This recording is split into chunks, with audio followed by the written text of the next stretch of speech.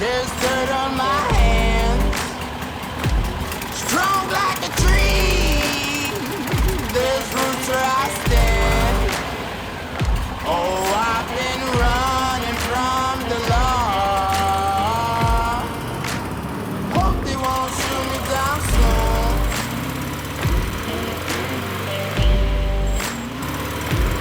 They've been gone a sleepless night.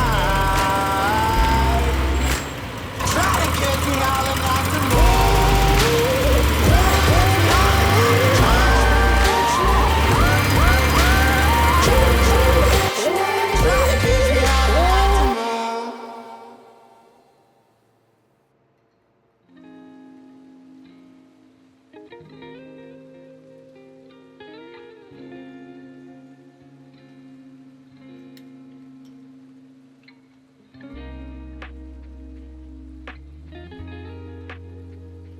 Welcome back, it's Devin with Cognito Moto, and today we're going to be talking about our 1968 Porsche 912.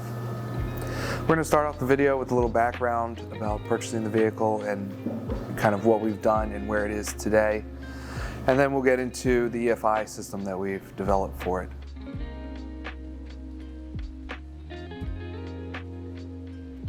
If you're not familiar with the 912, when Porsche discontinued the 356 and then developed the 911, the cost on it was significantly higher than the 356 was.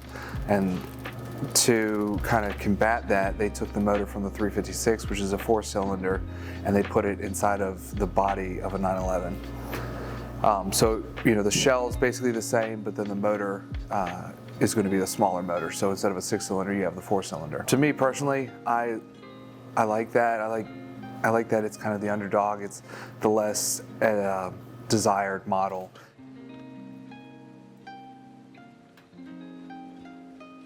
I bought it from a fellow down in Miami who had bought the car a number of years back as, I guess, kind of an investment. He didn't really drive the car, you know, so I drove down from Virginia down to Miami, and then I met with the seller. And I asked him, I said, hey, you know, I've dropped off the rental car. Do you think this car will make it back to Virginia? And he just looked at me and he was like, I have no idea. I've only ever driven this car half an hour. I drove it to Best Buy once and I drove it back home. But we popped the hood on the car and it just smelled like oil and gas and old motor. I was like, well, you know, I think I can get this. I think I can get this home. It just smelled like an old bike, and you know, everything's mechanical, so you just kind of make anything work. You can pretty much rig it up and get it home. It did make the drive back. Did have issue where the starter would overheat. I guess they heat soak, which I ended up putting a heat shield on it, and that seemed to resolve it. And then ultimately we put a high-speed cranking one on there, and that did the trick. We haven't had any issues with it since. After a few months of ownership, we went ahead and took the motor out and rebuilt the heads and replaced the bore kit with the went from the 1600 to the 1720 kit, and then that was on the kind of the first time that the motor was rebuilt. It ended up having a leak from the camshaft seal, and so in order to get to that, you have to split the case. So the motor eventually came back out, and then we split the case, and when we did that, we went ahead and put a street cam in it. So it has a cam and the 1720 kit now.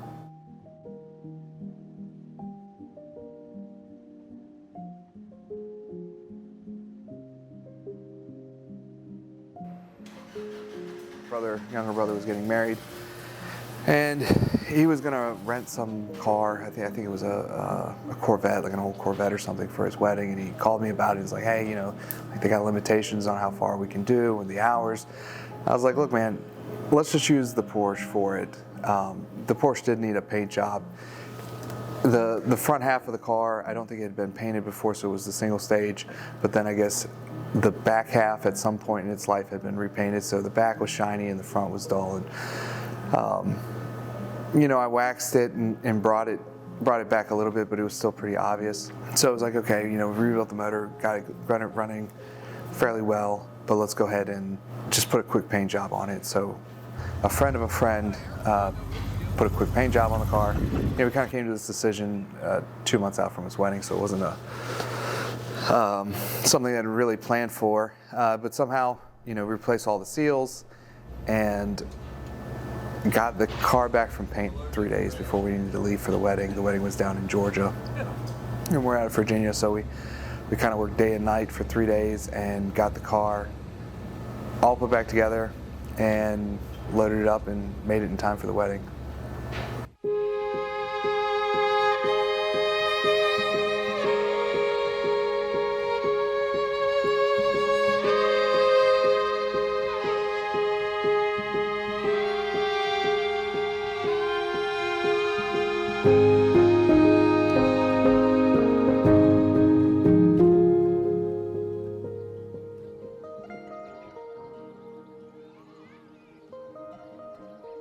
Once the wedding stuff was all finished up, it was my 10-year anniversary. So we enjoyed the car into the summer. Took it down to the beach. I try to drive it as much as I can, pretty regularly. And then once we went back into winter, we pulled the motor back out. We decided to go ahead and do the EFI kit. Being carbureted, you have your carbureted issues. So if the carbs were hot and with ethanol fuel, the car wouldn't want to start. So if you didn't do things just right and you tried to start it or you touched the gas pedal, it just wasn't going to start. So that led to pretty embarrassing stops at the gas station where you step on the gas or you didn't do it right, or and then it's just not going to start. It just sits there cranking. You got to let things cool off, give it a second, and then you could try and start it. Or the other issue is it's not you get home, the car smells like gas and it smells like exhaust. Wanting to get rid of these things and fix these issues, we went ahead and went to the EFI. For the system, we're using a Haltech 750.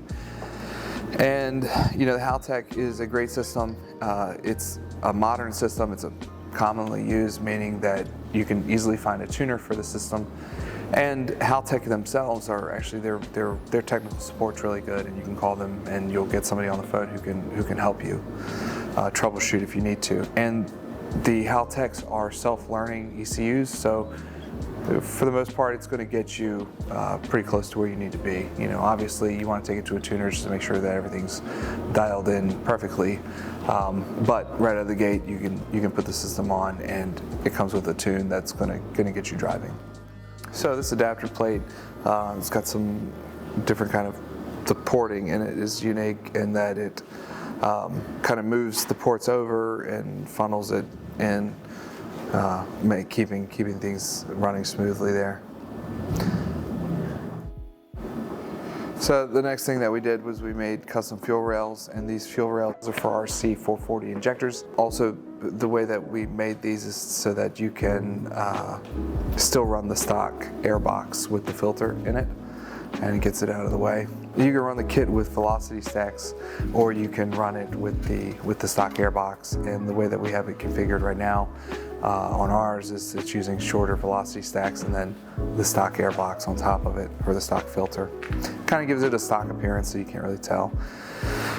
Here you have the air temperature sensor, and that feeds back into the ECU so that it knows the outside air temperature. And then we have throttle body positioning sensor. And the way that the fuel system works is that we have a Walbro 155 mounted at the gas tank, and we still use the original gas tank. So from the gas tank, you go out into a pre-filter, then into the fuel pump, the 155, then to the fuel pressure regulator, and then back into the stock fuel tank. We just tapped into the drain plug, and then from the fuel pressure regulator, we run that through the inside of the car, through the stock fuel line, that's a steel line, and then out into the engine bay where we pick it up with a steel braided line. Well, you can cap the distributor, or you can just run the distributor without anything in it. Either way is fine, it doesn't really matter, it's just cosmetic. And then we have the crank positioning sensor, and then the crank positioning on the crank pulley, we attach a crank positioning trigger wheel, and then we pick it up with the sensor. On the throttle bodies, we have a kind of a unique plate for the throttle plate that allows you adjustment. So all of the linkages for the gas pedal remain the same. It only changes right at the throttle bodies, so that all attaches up to what you have there already. It just gives you some adjustment.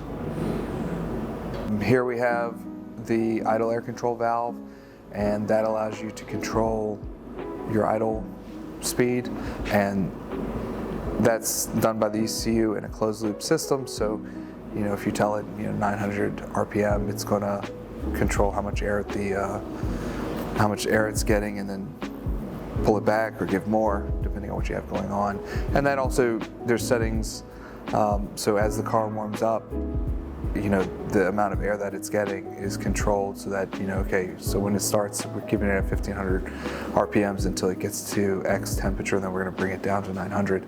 So that's all controlled by the idle air control valve. Behind the motor is where we have a plate that attaches to the transmission bolts, and this is a place where we mounted all of the Haltech coils.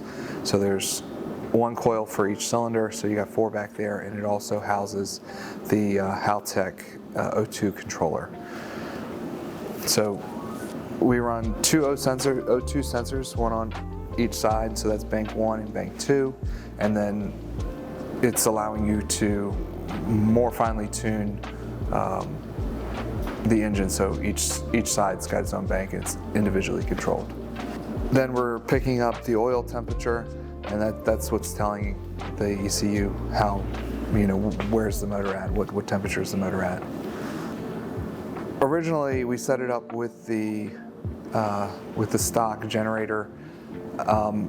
It worked fine for a little bit, but then on the longer trip it failed, and then we replaced it and it failed again. And so what happens is, I think it's just too much pull on it with the fuel pump for extended periods of time at high RPMs, and it was just too much on the original generator. So there's kits out there to upgrade to a alternator system, which is what we did here, and that seemed to work very well. No issues. So in doing so, we removed the regulator off the side of the engine bay, and that gave us a place to mount the ECU that puts it out of the way, keeps it dry and out of the elements, and keeps it cool. So the kit includes an adapter plate that allows you to mount the ECU right there. It's really the only giveaway that the system is, well, I mean, I guess if you knew, when you see an injector, but everything else in there is pretty much stock. It gives a stock appearance. Here we have the intake where the stock intake attaches. That all works like it did originally, the same clips and everything. And here you have the attachment. Once you pull that screw out, you can use the carb sync tool. We use the one from the bike. You can use the ones that you sit up on top where the velocity stack is, and kind of measure each one. But it is nicer to be able to use those, and I feel like the quality of those gauges are better than the ones that just sit on top. And you can watch 2 gauges side by side, so that makes it nice to dial in the throttle bodies and the throttle linkages. Make sure that you have everything even.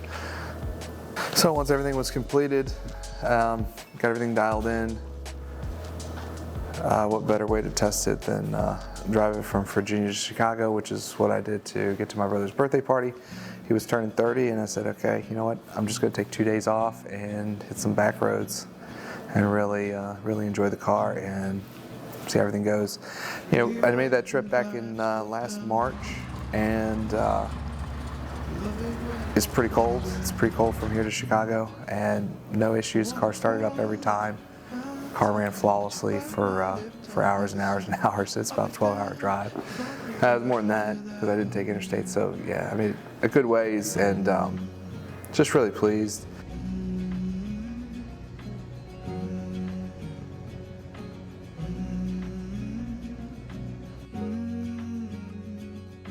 For the product, it just makes the car something that you can drive every day. I'm sure people don't every day, but for me, that's part of the joy, right? Is having something and doing things that you wouldn't normally see people do. Getting this car to where it was reliably starting up every single time and running perfectly, and things weren't changing, and I ran the stock ones that were on there, the Solex, and then I went to the Webers, and then the Webers had some issues and we took them apart and put them back together. And the battle that it was just to keep those things running good, you can really ruin enjoying something like you should be. And so now, you know, if I don't drive the car for a week or two, I can get in it and it fires right up. You know, it doesn't matter if it's cold, it doesn't matter if it's hot, it's just going to fire right up. So, you know, great kit for a great car, and really helps you enjoy it. So anyway, hope you enjoyed the video. I think this is going to be the segue into putting EFI on a bike. Well, yeah, we'll see. We'll see if we do this on a bike. I'm tempted to. It was a lot of fun, and makes it pretty interesting. So anyway, hope you enjoyed it, and we'll keep slowly putting out parts for these cars, because why not?